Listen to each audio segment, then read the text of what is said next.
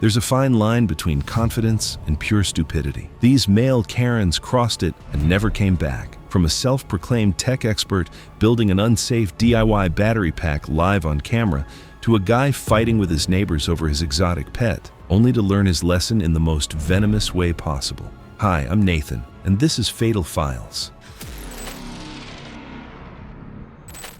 It was July 14, 2017 in Phoenix, Arizona. The heat pressed against the walls, and inside the small kitchen, the air carried a faint mix of cleaning spray and overheated electronics. The counters were cluttered. Loose wires, cracked screens, tiny screwdrivers, and half-disassembled devices. It wasn't a proper workshop, just a kitchen turned into one. That's where Bruce Hatcher, 34, spent most of his time. He worked as an independent electronics reseller, flipping refurbished phones and taking repair jobs for extra cash. He often said big tech companies overcharge customers. He saw himself as someone who knew better than the system and the people working in it. That mindset followed him everywhere. He argued with clerks, corrected strangers, and rarely backed down once he believed he was right. Earlier that week, Bruce walked into an electronics shop looking for battery parts. He didn't bother asking for help, he demanded it. When the clerk explained certain lithium-ion components couldn't be sold without protection boards, Bruce cut him off mid-sentence. His voice rose, accusing the store of lying. He blocked the counter, stopping others from being helped. Security eventually escorted him out while he continued arguing. That night, he went online and talked about the encounter like he had won. He called the clerk incompetent and dismissed anyone warning him about the risks. Then, he turned it into a challenge. He said he would build the battery himself, live on camera, to prove everyone wrong. His Karen attitude sealed his fate. He wasn't building the battery because he needed it. He was doing it to show off and to prove he was right. Back in his kitchen, Bruce gathered several lithium-ion cells from old devices. They weren't matched, and some showed wear. He skipped a battery management system, no protection board, no balancing circuit, no insulation, just exposed contacts and loose wiring twisted together. He set up a camera on the counter in front of him, angled to capture his hands in the battery pack. The pack sat close to his chest and face. He spoke confidently, explaining each step as if nothing could go wrong. When he reached the final connection, the wiring slipped. The contacts touched where they shouldn't have. The short circuit happened instantly. A sharp spark snapped between the terminals. The energy didn't come from the cable. It was already inside the cells. With no protection circuitry, current surged uncontrolled through the mismatched batteries. Heat began building almost immediately. Bruce flinched but still held onto the pack, trying to steady it while talking to the camera like nothing was wrong. Seconds later, one of the cells started swelling. A faint hissing sound followed as heat rapidly spread through the damaged batteries. Then the pack burst. A jet of flame shot outward, sending burning chemicals and fragments into his face and chest. The blast knocked him backward into the counter, and his shirt caught fire almost immediately. He inhaled superheated smoke and toxic fumes as the kitchen quickly filled with thick smoke. Disoriented and struggling to breathe, he lost his footing and collapsed while the fire spread through the clutter around him. The camera kept recording. Neighbors heard the pop and saw smoke escaping. Emergency services were called within minutes. When responders arrived, the fire was mostly contained to the kitchen, but the room was filled with dense smoke and heat. Bruce was found unresponsive on the floor, with severe burns and no signs of breathing. The recording device was later recovered from the counter. Investigators reviewed the footage, which showed the wires slipping, the spark, and the rapid escalation over several seconds. They determined the most likely cause was a short circuit during improper battery assembly, triggering thermal runaway. The combination of severe burns, superheated gases, and smoke inhalation overwhelmed him within moments. He could have been saved by simple choices like dropping the pack or just listening to the clerk, but it is now way too late. Bruce lost control in seconds, all because he couldn't admit he might be wrong. The next story takes that same mindset, but stretches it out, step by step, until it goes too far.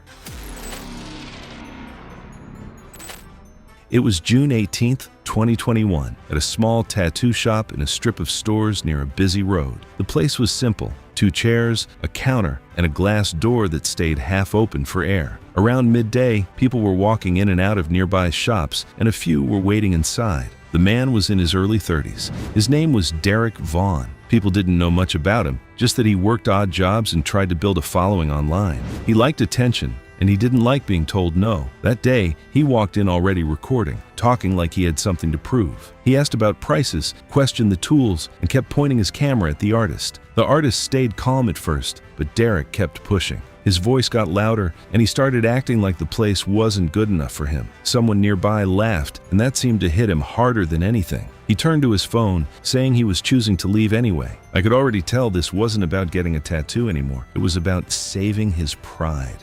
The artist refused service and told him to go. He turned to clean his station, but Derek stayed, still filming, dragging it out like he needed the last word. While the artist was distracted, Derek grabbed a tattoo machine and backed outside despite being told to put it back. From inside, it still looked more like a loud argument than an actual emergency. He went live. Mid-rant, he pressed the machine to his skin. His focus kept jumping between his phone and his hand. His first mistake showed right away. His hand slipped. He blamed the tool instead of stopping. Viewers flooded the chat, some warning him, some mocking him. He argued back while still using the machine. What he didn't realize was the setup wasn't prepared for use. His skin wasn't cleaned, no barrier was applied, and he was using bare hands. Between the open skin and constant contact, it created an easy path for bacteria. The artist warned him again, but Derek just stepped farther back and kept going. His grip worsened, and the tattoo lines became uneven. At one point, he dragged the needle too slowly over the same spot, turning it into more of an open wound than a clean tattoo. He kept touching the exposed skin with his bare hand instead of stopping. I keep thinking that pause was the turning point he noticed the problem, but chose the camera over fixing it.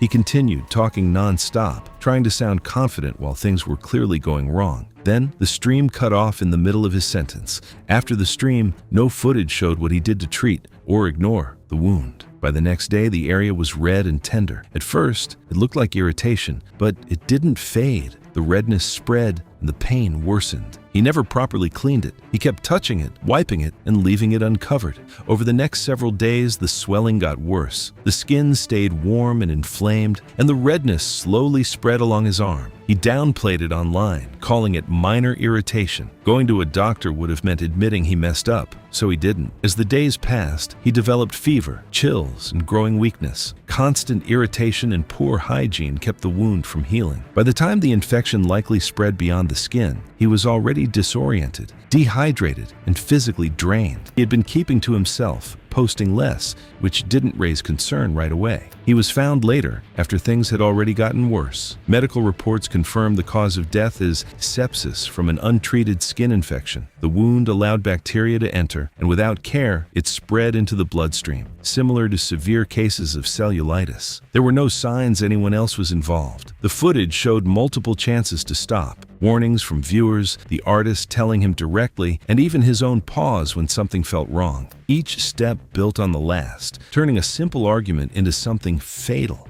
The shop was cleared of wrongdoing. The equipment had already been taken out of use, and Derek handled it himself outside without permission. What happened to Derek didn't happen all at once. It built from one bad choice. He refused to stop. And in the next story, that same need to prove something plays out in a much more physical way.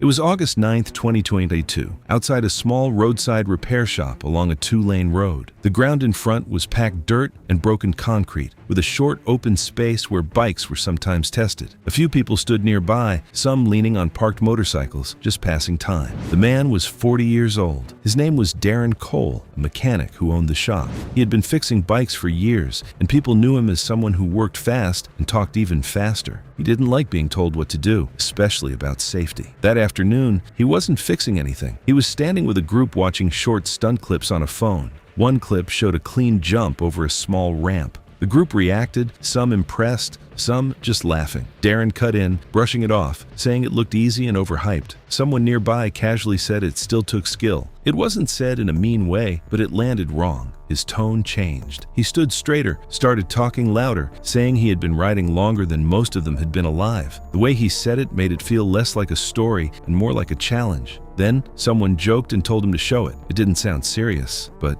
he took it that way. He walked back into the shop and started pulling out scrap wood and metal pieces. He dragged them outside and began setting them up into a ramp. The boards were uneven, some slightly bent, and the supports didn't match in height. He stacked them anyway, adjusting them just enough to look like a slope. The setup gave him maybe 25 to 30 feet of space from the road to the ramp. It wasn't much room to build speed or correct anything. A couple of people pointed out the boards looked loose. Someone told him to test it slowly first. He waved them off like it didn't matter. I think this is where pride starts to take over. There is a chance for him to stop, but he brushes them aside. It's a reminder of how small dismissals can stack into something dangerous. More phones came out. That seemed to lock him in. He walked around the ramp, talking about how easy it was, spending more time explaining than actually checking if it was safe. Someone offered him a helmet, holding it out for him, but he didn't even look at it. He got on his bike and lined it up with the ramp. On the first try, he moved forward, then slowed and pulled back at the last second. He laughed it off like it was planned, like he was showing control. That small moment boosted his confidence. Someone near the side quietly said it didn't look like a good idea just before he went again. On the second attempt, Darren didn't hesitate. He gave it more speed, the bike moving straight toward the ramp. As the front wheel hit the boards, one side shifted slightly. It dipped just enough to tilt the angle. That small shift changed everything. The bike didn't go straight up. It lifted unevenly, throwing his balance off right away. There was no time to fix it midair. The bike came down wrong, and he was thrown forward onto the hard ground. For a brief moment, no one reacted. It didn't seem real at first. Then, people stepped back, some lowering their phones, others just frozen in place. Later, the scene was examined based on what people saw and what the videos showed. The ramp had shifted under weight, causing the uneven launch. The short distance didn't give him enough time to stabilize before hitting it. Without protective gear, the impact to his head and upper body caused severe injuries. He was found unresponsive at the scene. The cause of death was confirmed as blunt force trauma from the fall after the failed jump.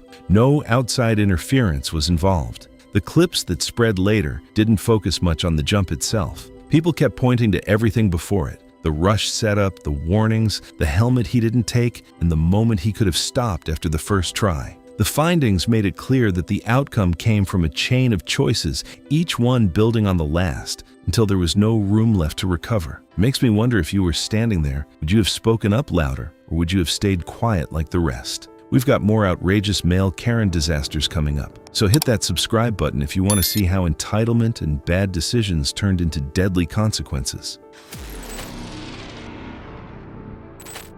It was March 3rd, 2016 in Brooklyn, New York. The subway platform was crowded, and people were waiting for the next train. The air felt warm, and everyone was standing close together, trying to get home. That's where Wayne Cleary, 41, was that day. He worked as a building property manager. His job was to deal with tenants and make sure people followed rules. He was used to telling others what to do. People who knew him said he didn't like being corrected, especially in public. If someone challenged him, he pushed back harder. That morning, he was just another commuter, but he still carried that same attitude with him. Wayne was standing near the edge of the platform when his phone slipped out of his hand. It fell straight down and landed on the tracks below. It wasn't broken. It just sat there, a few feet away between the rails. People nearby warned him to wait for staff and stay away from the live rail, but Wayne brushed them off and turned it into an argument. More and more eyes were turning toward Wayne as a crowd began to form. Wayne's voice got louder as he brushed off the warnings like people were overreacting. The more others tried to stop him, the more determined he became. People nearby started backing away, watching to see if he would actually go through with it. I've seen people like that before. They are so focused on proving they're right that they ignore every warning. It makes me frustrated just thinking about it. Someone nearby lifted a phone and began recording as Wayne stepped closer to the edge. Without waiting, he lowered himself down from the platform and dropped onto the gravel bed between the rails. The ground was uneven under his feet. Small rocks shifted as he moved. The rail that carried power ran along the side, slightly raised. Wayne walked toward his phone, which had landed just beyond it. He reached the spot and leaned forward to grab it. Instead of stepping carefully around the rail, he stretched across it. His footing wasn't stable. The gravel shifted under his shoe. His foot slipped. One leg dropped closer to the side rail, and his lower leg made contact. At the same time, his other foot stayed planted on the ground. That contact completed a path through his body. The reaction was immediate. His muscles locked up, stopping him from pulling away. His body stiffened, then gave out. He fell sideways, making more contact with the rail. From the platform, people saw him collapse, but no one moved closer because the rail was still live. Some shouted while others backed away as the recording continued. The platform, loud just moments earlier, suddenly went quiet. The current running through the rail disrupted his heart within seconds. His body stopped responding. He didn't get back up. Can't help but think he risked everything for a phone. That's the part that feels the most senseless to me. And people on the platform called for help, but kept their distance because the rail was still live. Power to the tracks was shut off, but by the time responders reached Wayne, he was already unresponsive. His phone was still lying nearby.